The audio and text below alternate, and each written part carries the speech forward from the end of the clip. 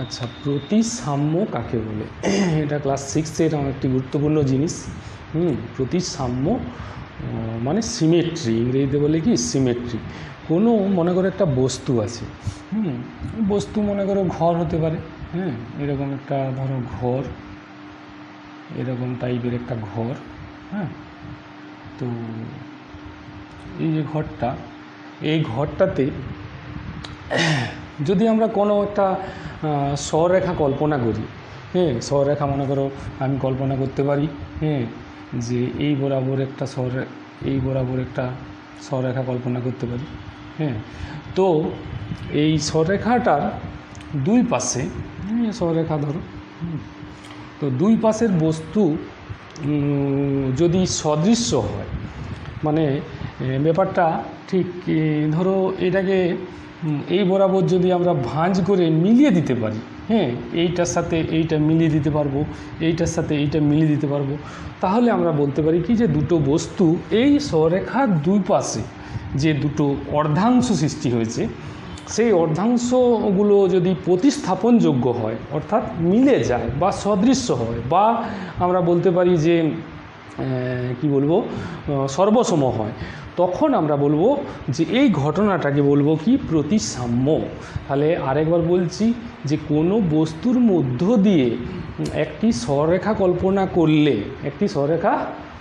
করলে সেই সরলরেখার উভয়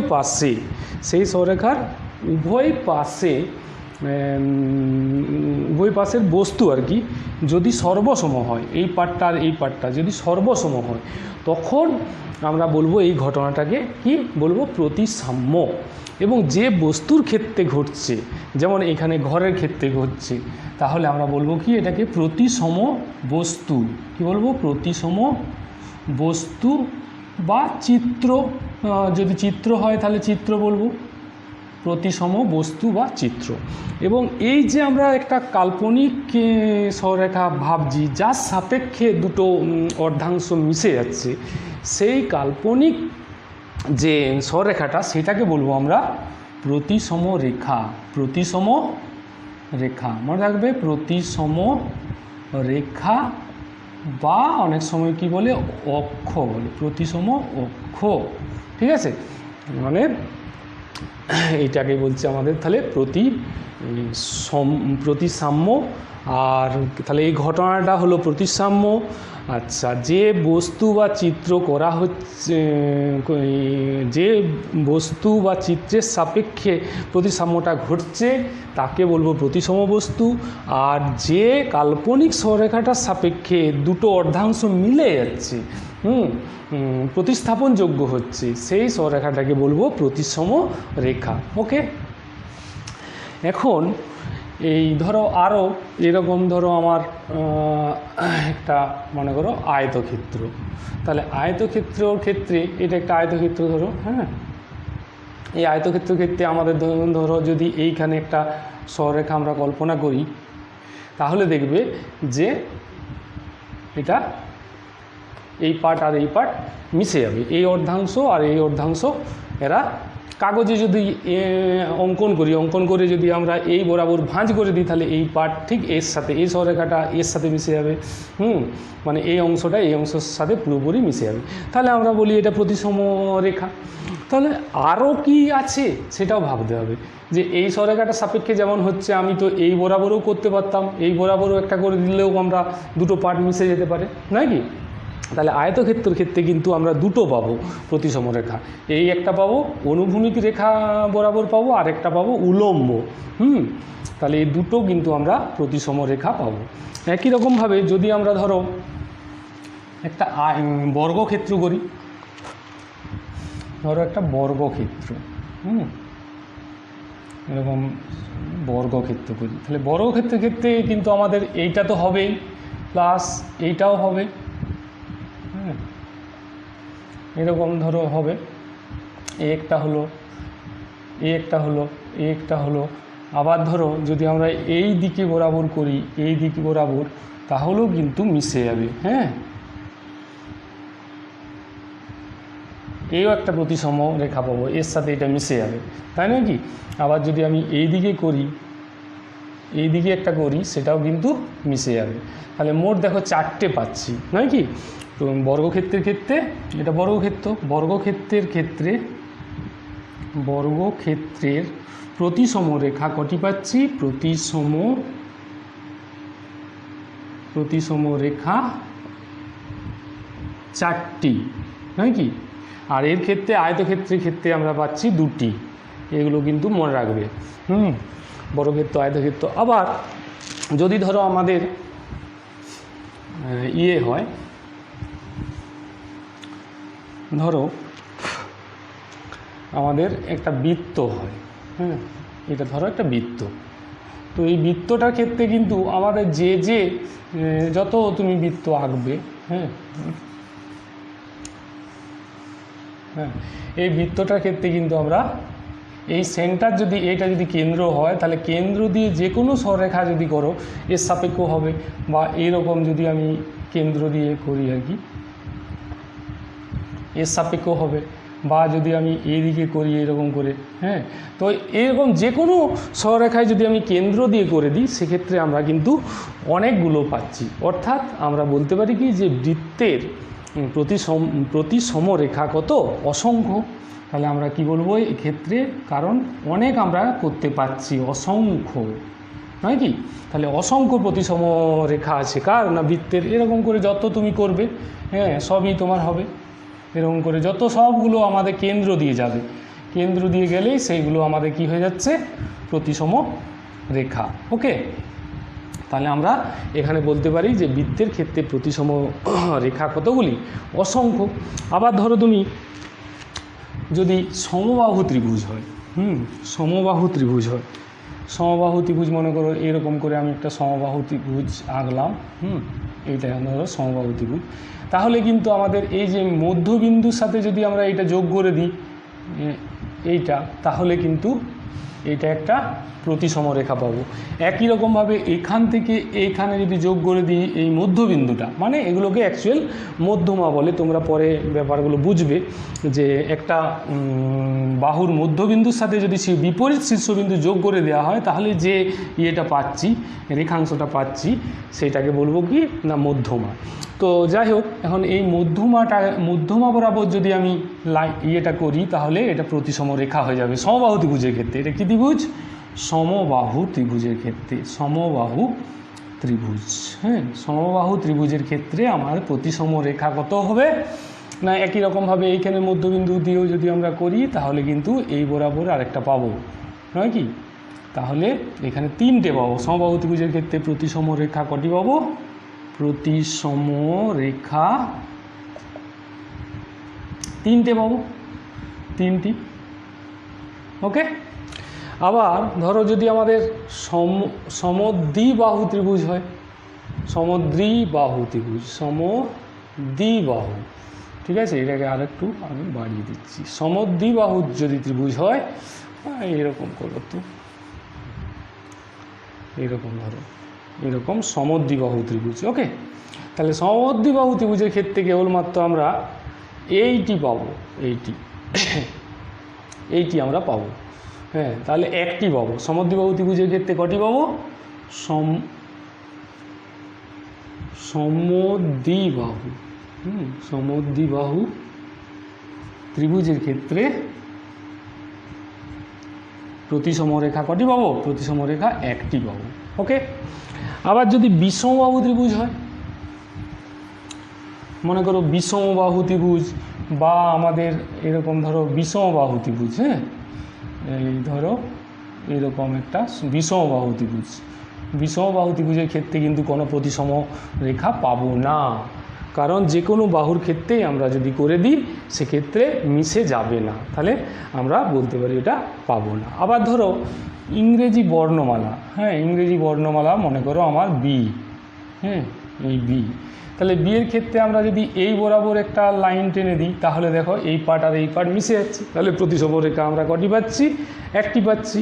ঠিক আছে, তাহলে এইগুলো হচ্ছে আমাদের। আবার ধরো এর ক্ষেত্রেও হবে, ধরো আমাদের এরকম তো তাহলে এইখানে যদি আমরা এই বরাবর একটা লাইন টেনে দিই, তাহলে কিন্তু দুটো এই পার্ট আর এই পার্ট মিলে যাবে, তাহলে প্রতিসম রেখা কটি না একটি। তাহলে এর ক্ষেত্রেও আমরা একটি পাচ্ছি, এর ক্ষেত্রেও প্রতিসম রেখা একটি পাচ্ছি। এরকম তুমি প্রজাপতিকে যদি করো, প্রজাপতির ক্ষেত্রেও দেখবে তোমাদের বইতে দেখো ছবি দেওয়া আছে। এই যে ধরো প্রজাপতির ক্ষেত্রে, হ্যাঁ প্রজাপতি তো এই যে প্রজাপতির ক্ষেত্রে প্রতিসম রেখা এই বরাবর যদি আমরা করে দিই, লাইনটা দেওয়া আছে, এর সাপেক্ষে এই দিকটা আর এই দিকটা মিশে যাবে যদি ভাঁজ করি, তাহলে প্রজাপতির ক্ষেত্রে আমরা কি বলবো, প্রতিসম রেখা একটি, নয় কি? আবার ধরো এইরকম, মানে মোট কথা তোমাকে মিশে যেতে হবে। যদি ধরো এইরকম একটা ফিগার থাকে, ধরো এরকম এরকম ধরো একটা ফিগার আছে, হ্যাঁ এই পাশ আর এই পাশে এরকম আছে, ঠিক আছে? তাহলে এই যে আমার এই বরাবর কি হচ্ছে না, এই পার্ট আর এই পার্ট মিশে যাচ্ছে, মানে এর সাথে পুরো মিশে যাবে। তাহলে এর ক্ষেত্রে আমরা বলবো কি, প্রতিসম রেখা কটি একটি। এইরকম আবার এই প্রতিসম জিনিসটাতে আবার কতগুলো জিনিস আছে। ধরো তোমার প্রতিসম আবার রৈখিক প্রতিসম বলে, প্রতিসম দুই প্রতিসাম্য আর কি, প্রতিসাম্য দুই প্রকার। একটা হচ্ছে রৈখিক প্রতিসাম্য, রৈখিক প্রতিসাম্য, একটা হচ্ছে রৈখিক প্রতিসাম্য, আর একটা হচ্ছে ঘূর্ণন প্রতিসাম্য। ঘূর্ণন প্রতিসাম্য, ওকে, প্রতিসাম্য। তাহলে এই যে আমরা এতক্ষণ ধরে যে জিনিসগুলো আলোচনা করলাম, তাতে ম্যাক্সিমামই কিন্তু বলেছি যে রৈখিক প্রতিসাম্য, সবগুলোই আমরা বলেছি রৈখিক। একটা রেখার সাপেক্ষে একটা বস্তুর দুটো অর্ধাংশ পুরোপুরি মিলে যায়, হ্যাঁ মানে ভাঁজ করলে মিলে যাবে ওই সরেখার সাপেক্ষে, সেটা হচ্ছে রৈখিক প্রতিসাম্য। আর ঘূর্ণন প্রতিসাম্য হচ্ছে যখন কোনো একটা কেন্দ্র, হ্যাঁ মনে করো এরকম আমার একটা বৃত্ত আছে নাকি, তাহলে এই বৃত্তটা যদি মনে করো ঘুরে, হ্যাঁ এই কেন্দ্রকে কেন্দ্র করে যদি ঘুরে, তাহলে কিন্তু বিভিন্ন অবস্থানে যখনই ঘুরবে তখন বিভিন্ন অবস্থানে যদি বৃত্তটার আকারে কোনো পরিবর্তন হবে কি, হবে না, সে বৃত্তই থাকবে একই রকম। তাহলে এইটাকে বলে ঘূর্ণন প্রতিসাম্য। এ বিষয়ে তোমরা আরও পরবর্তী শ্রেণীতে আরও ভালো করে সব আছে। বা অনেক সময় আমরা বলতে পারি কি, যে ধরো তুমি একটা ধরো এই পাতাটাকে তুমি ঘুরাচ্ছ, হ্যাঁ সাদা পাতা ধরো, এই পাতাটাকে এই বরাবর ঘুরাচ্ছ, হ্যাঁ এমনি করে ঘুরাচ্ছ, তাহলে এই লাইনটা বরাবর যদি আমি ঘুরাই, পাতাটার কোনো আকৃতির কোনো পরিবর্তন হচ্ছে না, তাহলে এইটাকে বলছে ঘূর্ণন অক্ষ। মানে যেমন একটা কেন্দ্র ঘূর্ণনের ক্ষেত্রে কেন্দ্রও হতে পারে, কেন্দ্রের সাপেক্ষেও ঘুরতে পারে, অথবা একটা রেখার সাপেক্ষেও ঘুরতে পারে, সেটাকে বলছে ঘূর্ণন অক্ষ। যেমন এটার ক্ষেত্রে তোমাদের বললাম। বা তোমার একটা ধরো বাড়িতে যে ফ্যান ঘুরছে, হ্যাঁ একটা নির্দিষ্ট বিন্দুকে কেন্দ্র করে করেই তো ঘুরছে ফ্যানটা, তাহলে ওইগুলো হচ্ছে ঘূর্ণন প্রতিসাম্য। যাই হোক, এগুলোর ব্যাপারগুলো সব হলো। এরপরে কি বলছি তোমাদের, এবারে দেখো এক্সারসাইজে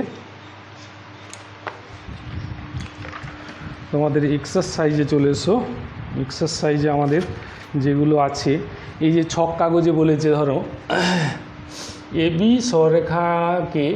সরেখাটা এটা আছে, এবি সরেখাকে প্রতিসম রেখা ধরে ছক কাগজে ঘরগুলো এঁকে সম্পূর্ণ প্রতিসম ছবি আঁকি।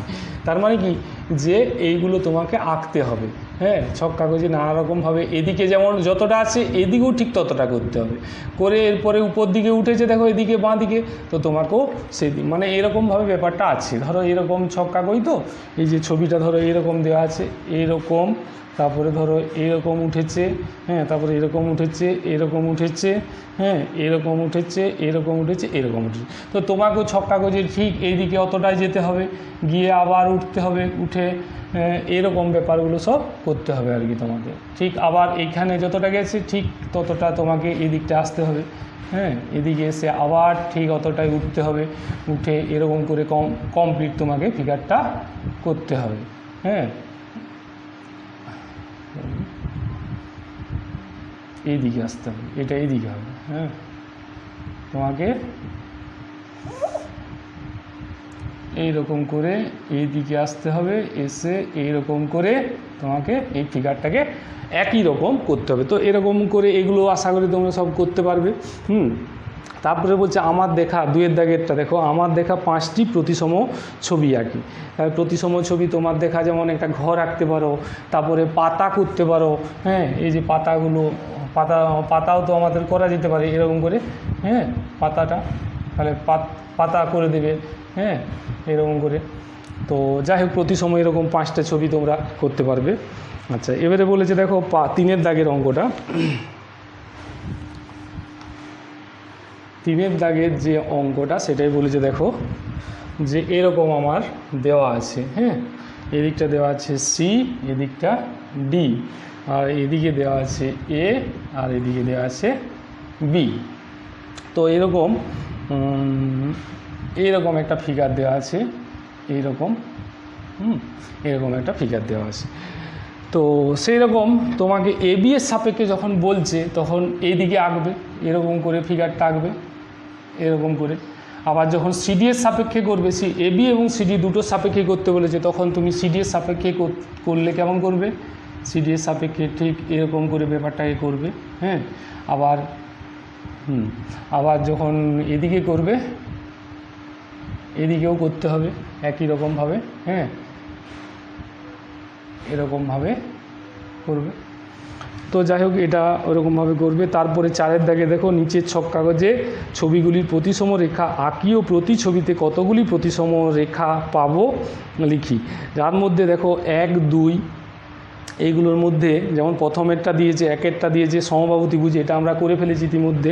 2-এরটা দিয়েছে সমদ্বিবাহু ত্রিভুজ, এটাও আমরা করে ফেলছি। তারপরে বর্গক্ষেত্র দিয়েছে, সেটাও দেখো 4টে আমরা দেখিয়েছিলাম, সেটাও পারবে। 4-এরটা দেখো আয়তক্ষেত্র, ওটাও আমরা দেখিয়ে দিয়েছি। তাহলে 4টে আছে প্রতিসম রেখা, তোমার কটি হবে, আয়তক্ষেত্রের ক্ষেত্রে 2টি। হ্যাঁ, বর্গক্ষেত্র আয়তক্ষেত্র বর্গক্ষেত্রের ক্ষেত্রে 4টি বলেছিলাম। তাহলে এগুলো দেওয়া আছে। তারপরে ধরো তোমার এইরকম একটা ফিগার আছে, এটাও বেশ ভালো আছে দেখো, 4-এর দাগেরটা। 4-এর দাগে দেখো এইরকম একটা দেওয়া আছে, ষড়ভুজের মতন আকৃতিটা দেওয়া আছে, এরকম এরকম। তারপরে এদিকে যাচ্ছে এরকম,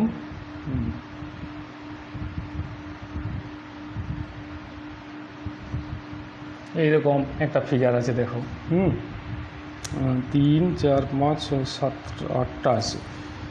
1, 2, 3, 4, 5, 6, 7, 8টা আছে। তো এরকম একটা সুষম বহুভুজ আর কি। হ্যাঁ, সুষম বহুভুজ, মধ্যখানটা আবার গোল আছে, মধ্যখানটা গোল। তাহলে আমরা এই যে এর যদি মধ্যবিন্দু আর এর মধ্যবিন্দু যদি যোগ করে দিই, তাহলে সেটা এই কেন্দ্র দিয়ে যাবে। হ্যাঁ, এর মধ্যবিন্দু যদি যোগ করে দিই এরকম একটা পাবো। সেই রকম এর মধ্যবিন্দু যদি যোগ করে দিই তাহলেও একটা পাবো। আবার এই বরাবর যদি যোগ করি আরেকটা পাবো। এরকম করে আমরা কটা পাচ্ছি বুঝতে পারছো? হ্যাঁ, তাহলে মোট আমরা দেখো 4টে পাচ্ছি নাকি। হ্যাঁ, 4টে আমরা পাচ্ছি, 1টা 2টো, একটা পাচ্ছি 3টে, একটা পাচ্ছি 4টে আমরা কিন্তু পেয়ে যাব প্রতিসম রেখা। তো এরকম করে তোমরা এগুলো করতে পারছো। আচ্ছা, 5-এর দাগে দেখো যে একটি ত্রিভুজ আঁকি যার একটি প্রতিসম রেখা আছে, তাহলে ওটা আমরা কি করব, সমদ্বিবাহু ত্রিভুজ এঁকে দেবো। 5-এর দাগের যে অঙ্কটা দেখো বলেছে যে একটি 5-এর দাগের 1। হ্যাঁ, তাহলে আমাদের সমদ্বিবাহু ত্রিভুজ এমনি করে আঁকবে। হ্যাঁ, সমদ্বিবাহু ত্রিভুজ যদি আঁকি তাহলে প্রতিসম রেখা আমরা এইটা পাবো। এরকম করে তোমরা এটা ডটও দিতে পারো, না লাইন টেনে দেবে এবং বলে দেবে। হ্যাঁ, এখানে নাম দিয়ে দিলে মনে করো এ বি, আর এই ত্রিভুজটার নাম দিয়ে দিলে মনে করো সিডিই। সিডিই ত্রিভুজের আমাদের প্রতিসম রেখা হচ্ছে, এটা সমদ্বিবাহু ত্রিভুজ, সমদ্বিবাহু ত্রিভুজের প্রতিসম রেখা একটি। এবারে বলছে একটি ত্রিভুজ আঁকি যার প্রতিসম রেখা নেই, তা বিষমবাহু ত্রিভুজ এঁকে দেবে। 2-এর দাগেরটা। হ্যাঁ, বিষমবাহু ত্রিভুজ এরকম করে নানা রকমভাবে করতে পারবে। বিষমবাহু ত্রিভুজ আমাদের এঁকে দেবে একটা। তাহলে বিষমবাহু ত্রিভুজের কোনো প্রতিসম রেখা নাই। আচ্ছা, একটি ত্রিভুজ কি যার 3টি প্রতিসম রেখা আছে, তাহলে কি সমবাহু ত্রিভুজ করেছি আমরা। একটি চতুর্ভুজ কি যার 4টি প্রতিসম রেখা আছে, তাহলে 4টি প্রতিসম রেখা কার আছে, বর্গক্ষেত্রের আমরা করেছি। বর্গক্ষেত্র ছবিটা করে দেখাবে যেমন আমরা আগে করেছি, এরকম তোমার বর্গক্ষেত্র করে দেবে। হ্যাঁ, বর্গক্ষেত্র করে তোমাকে দেখাতে হবে যে এই বরাবর একটা যাচ্ছে, হ্যাঁ এই বরাবর একটা যাচ্ছে, এই বরাবর একটা যাচ্ছে, আবার এই বরাবর একটা আসছে। সবগুলো কেন্দ্র দিয়ে স্কেল বসিয়ে ভালো করে করবে এবং সব না দিয়ে দিবে, অ্যারো দিয়ে দিবে। হ্যাঁ, এইরকম। তাহলে আমরা কটা পাচ্ছি, মোট 4টে পাচ্ছি। ঠিক আছে। আচ্ছা, এবারে বলছে একটি চতুর্ভুজ কি যার ঠিক 2টি প্রতিসম রেখা আছে, তাহলে কি চতুর্ভুজ আমরা বলতেই পারি আয়তক্ষেত্র করে দেবে, তাহলে হবে। একটি চতুর্ভুজ কি যার ঠিক 1টি প্রতিসম রেখা আছে। এইটা একটু দেখো যে আমাদের মনে করো অঙ্কটা, একটি চতুর্ভুজ কি যার বলেছে 6টা, যার 1টি প্রতিসম আছে। তো তোমাদের ট্রাপিজিয়ামের ধারণাটা আছে নাকি দেখো, যে এইরকম